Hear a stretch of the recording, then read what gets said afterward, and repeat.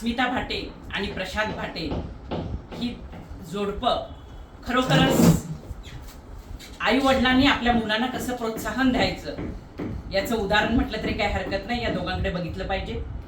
या सांगलीतील एक नामवंत असा मेकअप स्टुडिओ आहे. मेकअप क्लासेस या ठिकाणी चालतात.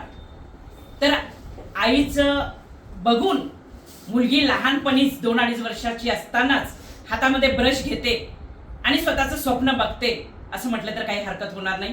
आज 10 वर्षाची आहे. 9 वर्षाची असतानाच तिनं रेकॉर्ड केलं होतं ते आपल्या सांगलीमध्ये, महाराष्ट्रामध्ये. पण आता ती 10 वर्षाची आहे आणि 10 वर्षाची असताना एक आंतरराष्ट्रीय एक्झाम पास होऊन आज सिडॅस्कोसारखी मोठी अशी परीक्षा तिने पास झालेली आहे. आणि त्यामुळं तिच्याकडे येऊन मी तिचं अभिनंदन करतेय. विशेष करून त्यांच्या आई वडिलांचं अभिनंदन करतेय.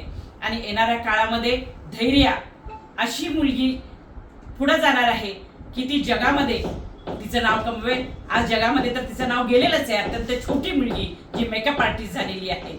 अनेक कलाकारांचं मेकअप तिने केलेलं आहे. परंतु नक्कीच तिला उदंड असं यश त्या मिळालं पाहिजे अशी मी गणरायाकडे प्रार्थना करते. आणि आज तिचं अभिनंदन करायला मी आलेली आहे. धैर्य, तुझं हार्टली कॉंग्रॅच्युलेशन फॉर यू. आणि पुढे जा, अशीच पुढे जा.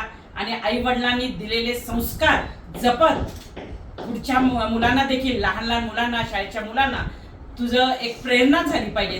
त्या पद्धतीनं तू पुढं वाग, पुढं चाल. आणि माझ्याकडून तुला लाख लाख शुभेच्छा आहे. थँक्यू. Thank you so